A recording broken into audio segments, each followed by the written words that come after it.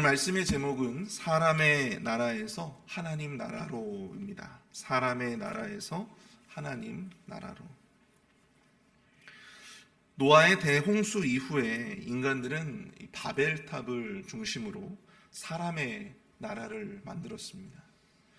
그들은 땅을 정복하고 충만하라고 하셨던 하나님의 문화 명령을 정면으로 거부하고 흩어짐을 면하자 하였고, 또 하나님 앞에 영광을 돌리는 대신에 스스로 자신들의 이름을 내고자 하였다고 하는 것입니다. 하나님 나라가 아닌 사람의 나라를 만들려 했던 것이죠. 하나님은 그것을 그냥 두고만 보지 않으셨습니다.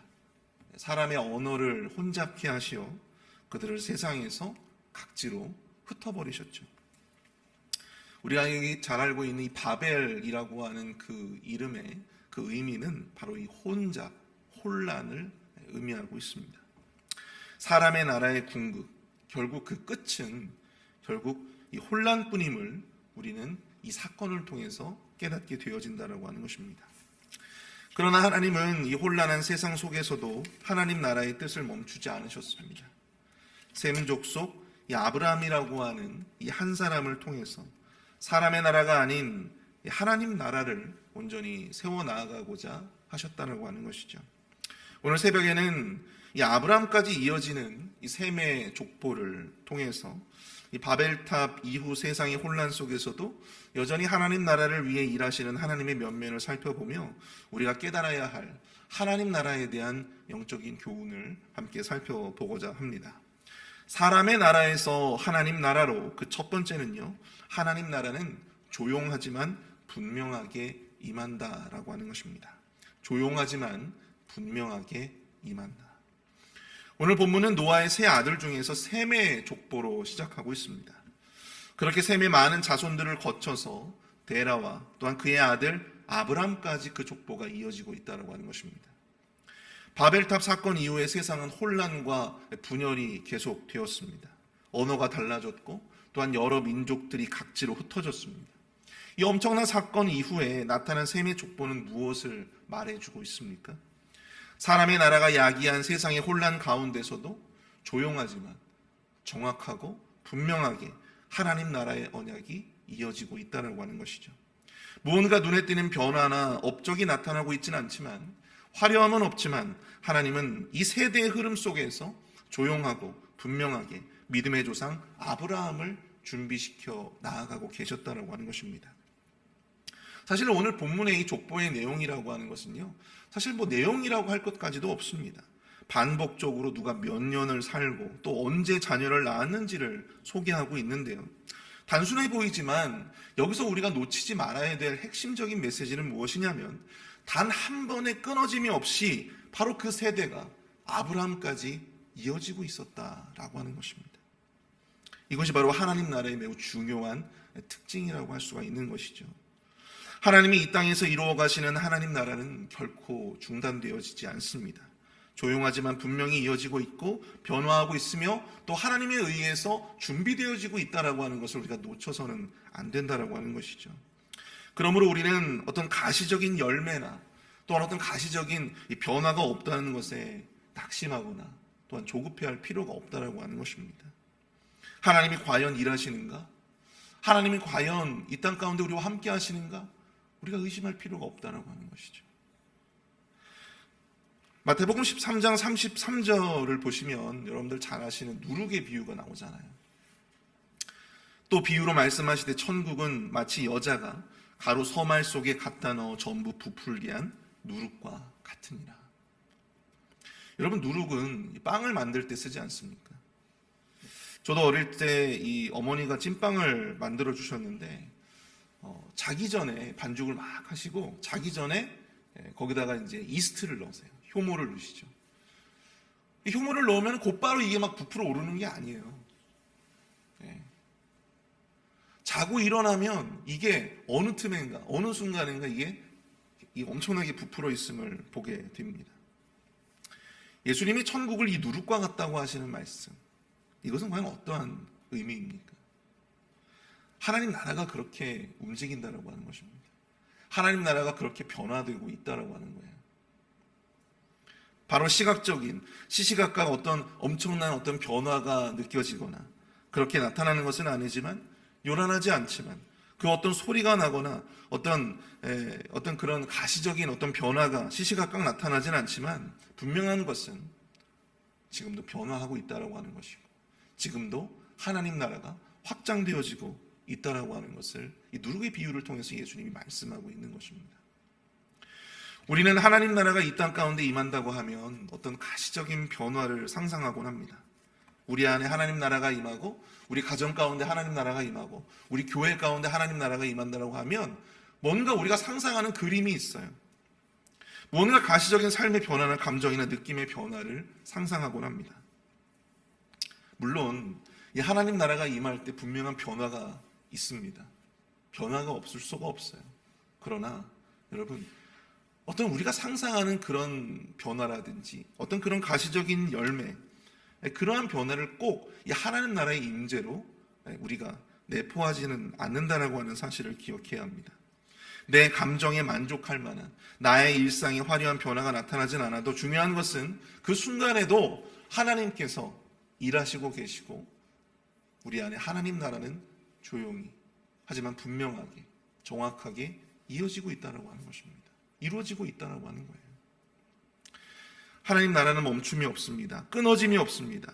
우리의 약함과 허물로 인해서 끊어질 것 같은 그런 두려움과 멈출 것 같은 조급함이 우리를 엄습하기도 하지만, 하나님은 그 나라를 우리를 통해 완성해 가실 때까지 그 움직임을 멈추지 않으심을 여러분들 꼭 기억하실 수 있기를 축복합니다. 그러므로 가시적인 변화나 열매에 여러분들 우리가 일희일비하지 아니하고 믿음으로 우직하게 하나님 나라만을 바라보며 하나님의 일하심을 또 신뢰하며 나아가시는 그런 하나님 나라의 백성들이 다 되어지시기를 축복합니다. 사람의 나라를 살아가는 이 세상의 범인들처럼 여러분, 탑을 바라보며 살아가지 마십시오. 하나님의 약속을 바라보시며 하나님의 이 약속을 신뢰하며 나아가시는 우리 모두가 되실 수 있기를 축복합니다.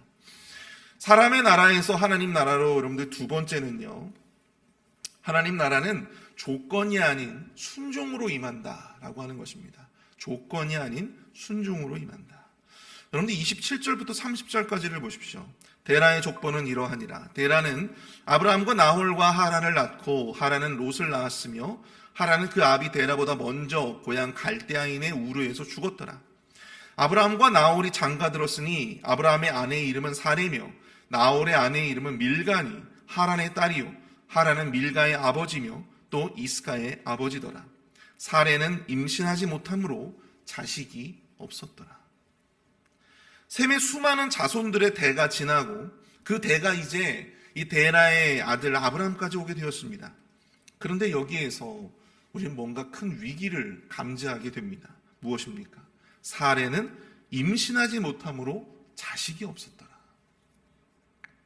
셈으로부터 시작된 이 하나님 나라의 이 언약의 대가 잘 이어지다가 갑자기 아브라함 때에 와서 그 부인 사레가 임신을 하지 못한다라고 하는 거예요. 임신을 하지 못한다. 그 자식이 없었다라고 합니다. 약속의 자녀를 생산할 수도 없었고, 이제 그 이후에 약속의 대가 지금 이어질 수가 없는 지금 그런 상황이 되어버리고 만 것이죠. 아브라함의 이러한 상황은, 이 가정의 상황은 이 하나님 나라의 굉장히 큰 걸림돌이 될 수밖에 없었던 바로 그러한 상황을 말해주고 있다고 하는 것입니다. 그것뿐만이 아닙니다. 여러분, 그는 어느 곳에서 살고 있었던 사람이었냐면, 우리 28절 보시면 이 갈대아인의 우르라고 하는 곳을 언급하고 있어요. 그곳은 여러분들이 하나님 나라와는 참 거리가 멀었던 그런 곳이죠. 수메르 문명의 중심지로서 풍요와 번영의 도시였지만 우상이 즐비하고 우상을 만드는 자들이 즐비한 곳이었어요. 어떤 사람은 이 데라가 아브라함의 아버지였던 이 데라가 우상을 만드는 사람이었다라고 이야기하기도 합니다. 그런 곳에서 태어나고 그런 곳에서 자랐던 이 아브라함이, 그 우상의 문화에 익숙하게 자라온 바로 이 아브라함이 어떻게 하나님 나라를 위해 준비된 사람이 될 수가 있었을까? 여러모로 아브라함은 하나님 나라와는 참 거리가 먼 그러한 조건을 가지고 있었던 바로 그런 사람이었습니다. 그러나 하나님 나라를 위해 하나님이 준비한 사람은요, 다름 아닌 이 아브라함이었다라고 하는 것입니다. 어떻게 그럴 수 있었을까요? 하나님 나라는 유리한 조건이나 어떤 적절한 상황이 아닌 하나님의 부르심과 바로 그에 대한 순종 위에 세워지는 나라이기 때문입니다. 믿음의 가문을 세우고 하나님 나라의 언약을 세워갈 사람을 찾을 때 여러분은 아브라함보다 더 좋은 조건을 가지고 있는 사람들도 분명히 있었을 거예요. 왜 없었겠어요? 더 많은 자녀들을 생산할 수 있는 조건, 더 경건하고 더 신실한 가정에서 태어나고 자랄 수 있는 그런 조건. 여러분, 이 유리한 조건을 가지고 있는 사람들이 왜 없었겠습니까? 그 많은 사람들 중에. 그러나 하나님은 당신의 나라를 세워가실 때 그런 조건을 보지 않으셨다고 하는 것입니다. 그 조건을 보지 않으셨어요. 완벽한 조건을 가진 사람이 아니라 하나님 나라를 위한 이 하나님의 부르심에 아멘하면서 순종할 수 있는 사람.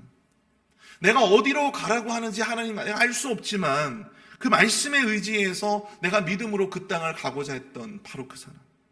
비록 단 하나밖에 없는 아들이라 할지라도 하나님이 원하신다면 기꺼이 하나님 앞에 바칠 수 있었던, 드릴 수 있었던 바로 그 사람. 하나님은 그런 사람을 하나님 나라를 위해 예비하셨다라고 하는 사실입니다. 하나님 나라는요, 여러분들 유리한 조건이 아니라 오직 믿음과 순종에 있음에도 불구하고 여전히 우리는 어떻습니까?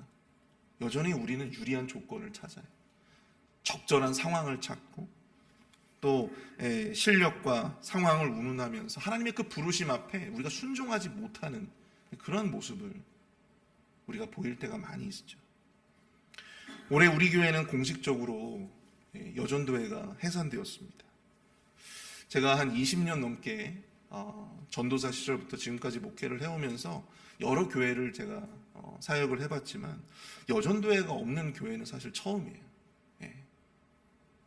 아마 교회 역사상 전무후무한 일이 아닐까 저는 생각을 해봅니다. 목회자들이 볼 때는 정말 좋은 재원들이 우리 교회에 너무나 많이 계세요. 할 수 있는 분들, 참 좋은 조건을 가지고 계신 분들이 참 많아요. 지금 이 자리에 앉아 계신 분들 가운데서도 여러 보입니다. 그런데 그럼에도 불구하고 문제는 무엇입니까? 잘할 수 있다라고 하는 어떤 실력, 또 유리한 조건이 아닌 적절한 때가 아닙니다.